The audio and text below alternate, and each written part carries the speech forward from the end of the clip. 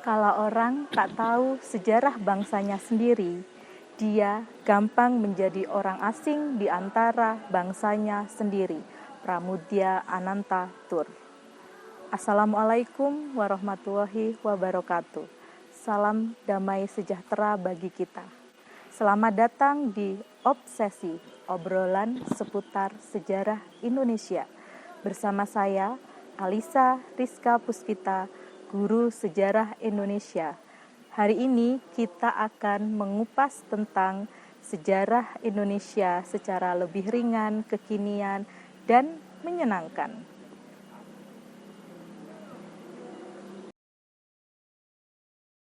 Pendidikan hendaknya menghasilkan individu yang mampu menghadapi tantangan di era globalisasi ini.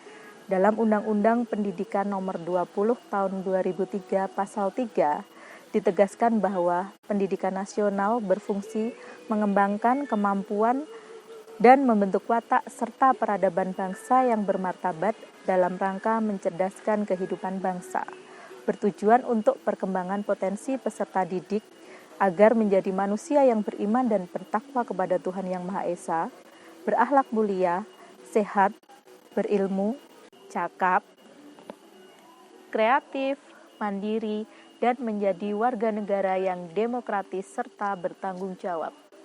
Melalui materi sejarah inilah, pembentukan karakter diri untuk mencintai tanah air mudah terbentuk.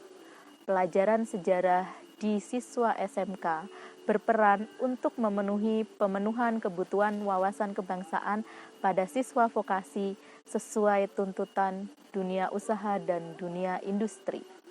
Sejarah adalah pemahaman akan identitas bangsa, sarana pewarisan budaya, serta penguatan jati diri generasi penerus sumber edukasi integrasi bangsa.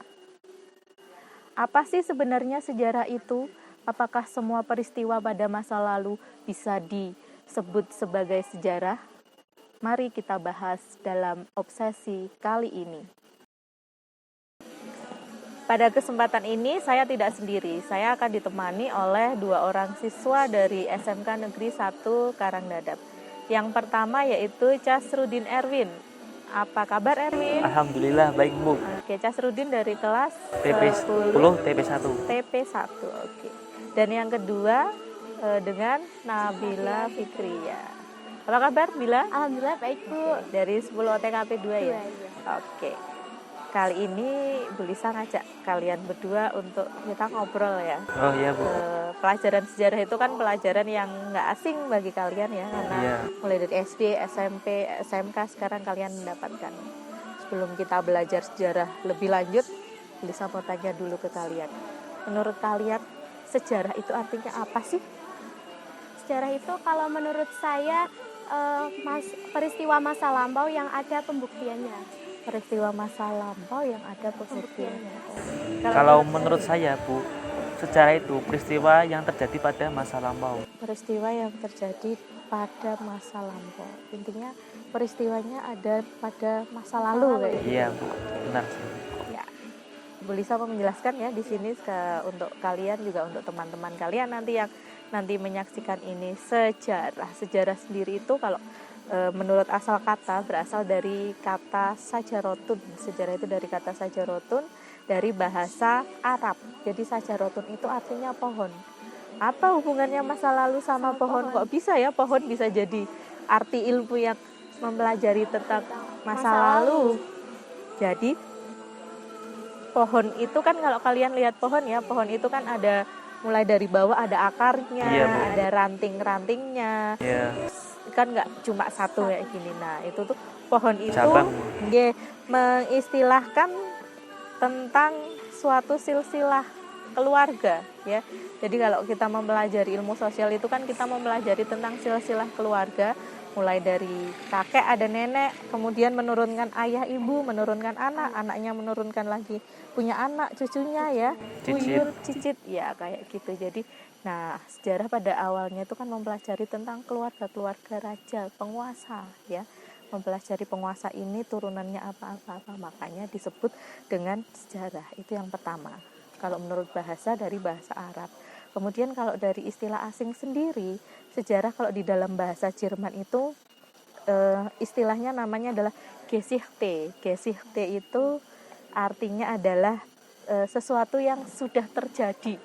Sama kan ya, masa lalu yang sudah terjadi pada masa lampau. Kemudian kalau dalam bahasa Inggris itu sejarah apa? History. Iya. Ya, history itu kan sejarah ya. Nah, history sendiri itu berasal dari bahasa Yunani yang katanya adalah yaitu historia. Historia itu history itu berasal dari kata historia yang artinya adalah belajar dengan cara bertanya. Ya. Jadi bertanya. Sejarah itu kan turun temurun ya, cerita. Kalau zaman dulu kakek nenekmu itu kan cerita ya, dari mulut ke mulut nanti diturunkan, kemudian diturunkan lagi seperti itu asal katanya. Jadi sampai sini paham ya? Kenapa sejarah kok berasal dari sajarotun, kenapa kok sajarotun seperti itu.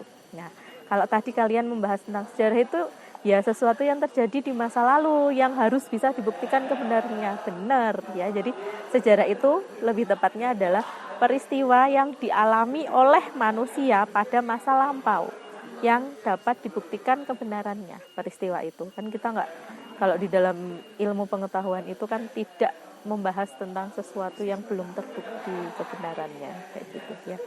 Jadi kalau dari pengertian itu kata kuncinya ada beberapa nih. Harus ada peristiwa yang terjadi, yang dialami oleh manusia, ya. Terjadinya kapan? Pada masa lampau, ya, atau pada masa lalu seperti itu. Nah, sekarang bisa ada contoh. Menurut kalian nih, kalian tahu dinosaurus kan ya? Tahu, Bu. Sekarang masih ada nggak? Nggak ada, Bu. Sudah punah. Sudah punah. Oke. Menurut kalian dinosaurus itu termasuk dipelajari dalam sejarah nggak? Bukan, Bu. Dipelajari. Kenapa kok dipelajari, Bu? Karena kan termasuk peristiwa masa lampau. Oke. Kalau menurut Erwin? Kalau kan katanya Ibu kan bukan, sejarah merupakan peristiwa manusia yang terjadi pada masa lampau. Nah, kalau dinosaurus itu kan hewan, Bu. Oke. Jadi kata kuncinya itu dinosaurus itu hewan, Bill.